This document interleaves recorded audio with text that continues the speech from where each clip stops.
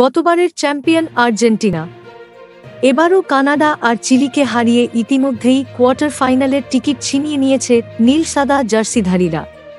কিন্তু তার মধ্যেই বিপদের কালো মেঘ মেসির চোট নিয়ে। রিপোর্ট অনুযায়ী কোপার কোয়ার্টার ফাইনালে তাঁর খেলার সম্ভাবনা ক্রমশ কমছে।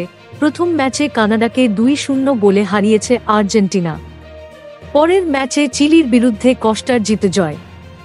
কিন্তু এখনও গোলের দেখা পাননি সদ্য 37 বছরে পা দেওয়া তারকা। চিলির বিরুদ্ধে খেলার সময় চোটের সমস্যা দেখা দেয়।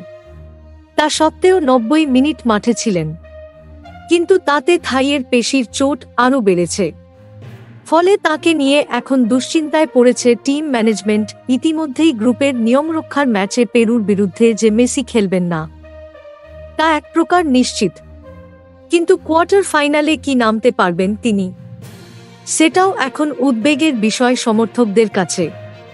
আর্জেন্টিনার এক সাংবাদিকের মত অনুযায়ী নকআউটে মেসির না খেলার সম্ভাবনা বেশি। সেক্ষেত্রে কি এত বড় ঝুঁকি নেবেন স্কালোনি, যেখানে মেসিকে সেমিফাইনালের জন্য বাঁচিয়ে রাখা হবে, নাকি কোয়ার্টার ফাইনালেই তাকে নামিয়ে দেওয়া হতে পারে? সেই সঙ্গে এও জানা যাচ্ছে মাঠে নামতে মরিয়া 8বারের ব্যালন ডিওর জয়ী তারকা। চোটের জন্য মানসিকভাবেও তিনি বিধ্বস্ত। আপাতত আর্জেন্টিনার ক্যাম্প ছেড়ে এখন তিনি নিজের বাড়িতে আছেন। শনিবার দুপুরে ফের দলের সঙ্গে যোগ দেবেন। তবে এখনও আশা ছাড়তে নারাজ আর্জেন্টিনা ম্যানেজমেন্ট। তাদের আশা দ্রুত সুস্থ হয়ে উঠবেন বিশ্বজয়ী অধিনায়ক। 100% ফিট না হলেও মাঠে নামতে পারেন তিনি।